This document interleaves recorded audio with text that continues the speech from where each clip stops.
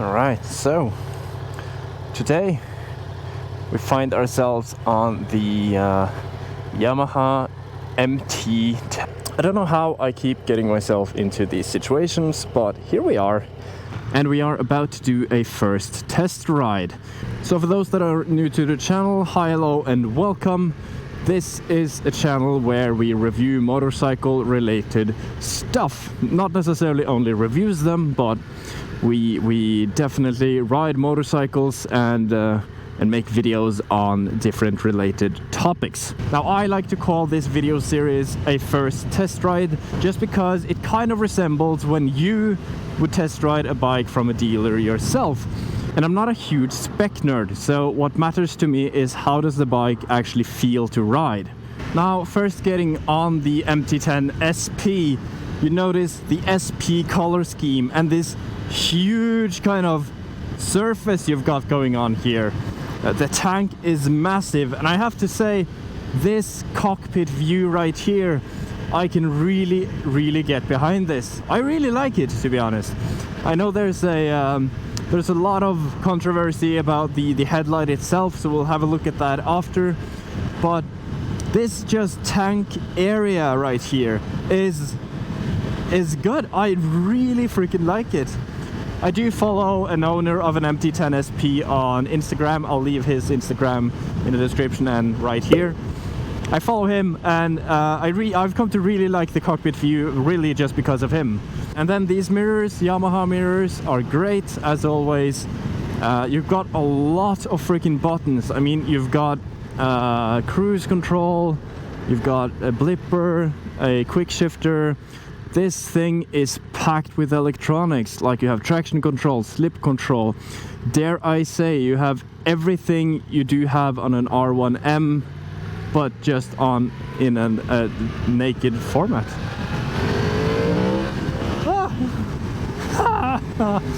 And I do know that the traction control is turned off at the moment. This is, of course, a wheelie monster. You know, I did own the MT-10SP, the 2018 model, and that was a wheelie monster. And this just has more power and is just, you know, more electronics and everything. I have all the electronics turned on except for the wheelie control.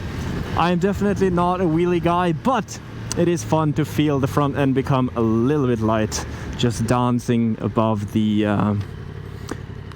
you know, just dancing above the tarmac when you accelerate. Sitting on this, I definitely like this tank for my feet. Like, it feels better to sit on this than it did on the MT-10, the old one, the 2018 version and whatnot, and that sort of generation. It is a very wide tank, which means that, like, my feet on the MT-09 or my legs sat kind of like this, but on this they're very wide, which isn't necessarily a bad thing. It's just something to get used to. But I felt that on the previous generation MT-10 it was even wider, and I felt kind of uncomfortable on that machine, just, you know, sitting on it. So that's the seating position. You do have rear sets. The rear sets are located kind of well for me.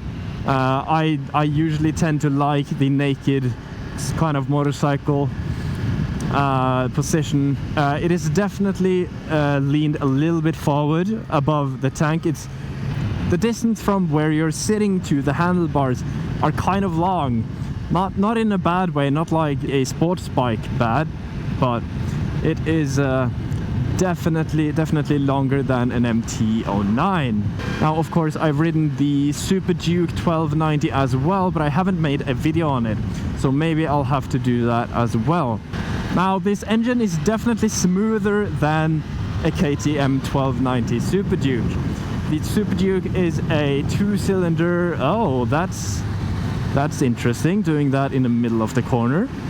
But the Super Duke is a 2-cylinder V-twin, 1300 cc's, and going in low RPMs in that is just no fun. And the kind of RPMs just disappear if you twist the throttle. You have to shift gear so often on that. But on this, it kind of works more like a sports bike, where you have a longer. It kind of takes longer for you to reach that rev limiter. Obviously, this thing has loads of power. There is no doubt about it. So right now I'm in B mode, which is not the worst mode that you can be in. It is not the most responsive, but it's a kind of sporty and responsive throttle, but nothing major, right? And I've got it in power 2. I'm not sure how many settings this thing has, and traction 3 and slip control 3, apart from all those beepity boppity boops. It's got electronic suspension, just like the R1M. Now I'm not sure, and it's very possible that it's not the exact same suspension as the R1M. But if it is, hey, that's cool, right? So right now we're just cruising on the backcountry back roads of Lillestrøm going to Skedsmokorset, and gotta say it is definitely comfortable, but my buttocks are kind of stressed already. Like I'm feeling strained a little bit in my butt. Feeling a little bit strained in my butt. It is definitely not a per se comfortable seat. I may have been riding for 30 minutes, but that's just how it is, I guess. Not all seats stock are super comfortable, and they're not supposed to be. And I'm pretty sure they don't make them very comfortable because you're gonna buy the comfort seat and whatnot. But I gotta say, riding the MT-10SP just calmly, like just, you know, just faffing about, I mean, it's nice. It's not like it really wants to go fast at all times. It doesn't feel like it. Feels like you could just cruise and be happy with it, I guess.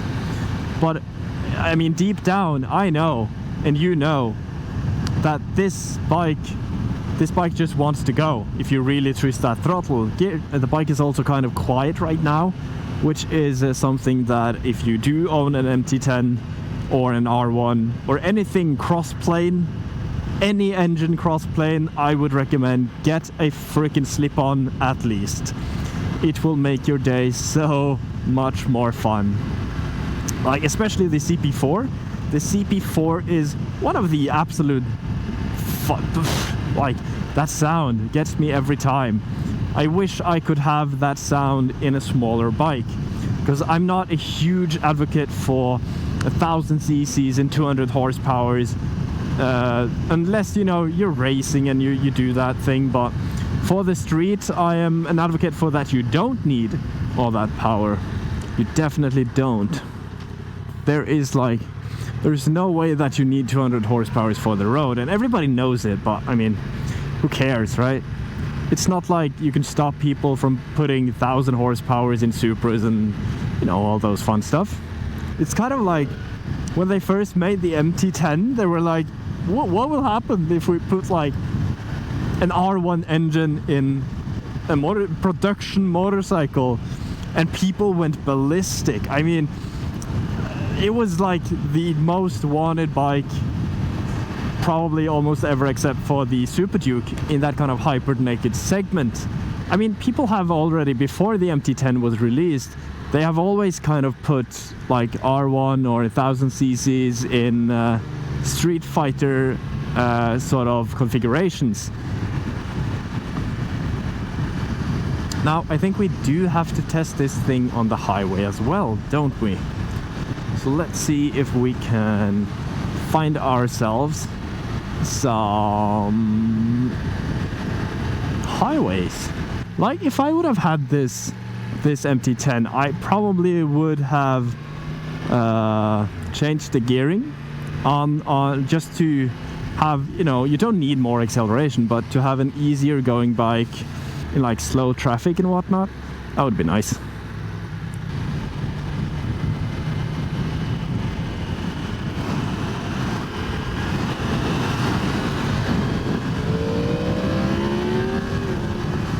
Oh, that's insane. Insane. Woo! When I got up to speed now, the bike just, I don't know what happened, but it just became very smooth. I guess that's the electronic suspension working its magic. But yeah, it just became real nice. Don't get me wrong, it's not soft, but it just kind of, all those micro bumps kind of just takes them really well. Like compared to the suspension I'm used to, which is a static suspension, I think this one kind of feels kind of feels all the bump and adjusts accordingly. I've got to say, just, you know, cruising on the highway, it is very comfortable. Is that, can I use that word? It's just, there's not a lot of wind. I would think there would be more wind, really. And I mean, I don't know if this kind of massive tank does anything for the wind. It probably does, but on my person and on my helmet as well, I don't feel that much wind.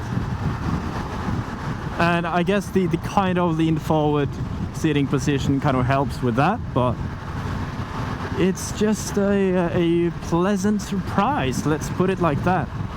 Now, granted, I am going 90 kilometers an hour, 80, 90 kilometers an hour.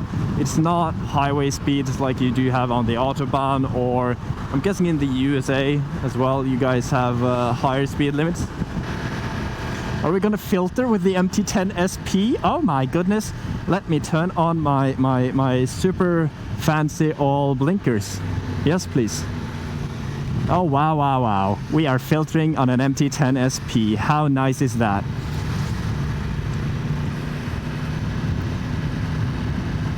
Oh, well, that's not good. Imagine filtering into the rear of a van. Now, I don't know if this is because I'm in B mode, but this whole bike just it just doesn't feel scary to try to wheelie it, I guess. When you put down so much power that you kind of wheelie it, it just doesn't feel terrifying. Now, what I like about the downshifter and the shifter, like downshifting and upshifting on the MT-10, is that it feels very mechanical, even though it's a quick shifter. Like a lot of quick shifters usually feel kind of lame, I guess, and this one doesn't. And I do believe that was the same on the MT-09. Gotta be honest, I kind of miss Yamaha for some reason. Okay, so I think it's time to head back to Yamaha Vinterbro. This has been an absolute, well, it's been a very calm test ride, I guess. But I mean, it's been fun. It's definitely a lot of bike. Like, it's not a small engine. You definitely have to know your way around motorcycles to be able to ride this somewhat, to a certain degree at least.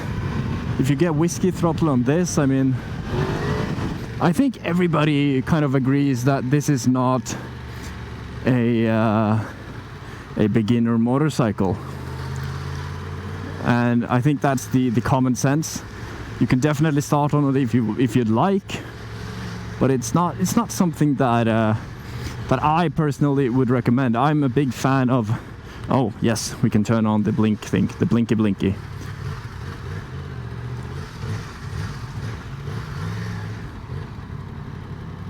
Oh shit, can we? Thank you.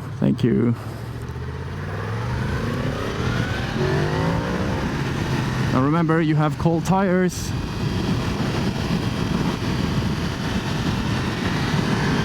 So, I mean, it's definitely a motorcycle that you could ride if you have little experience of riding a motorcycle, but I don't think you'll have a lot of fun on this. You'll want to learn techniques, riding techniques and stuff like that before getting on an MT-10SP or an MT-10 or 1000 Super Sport, whatever.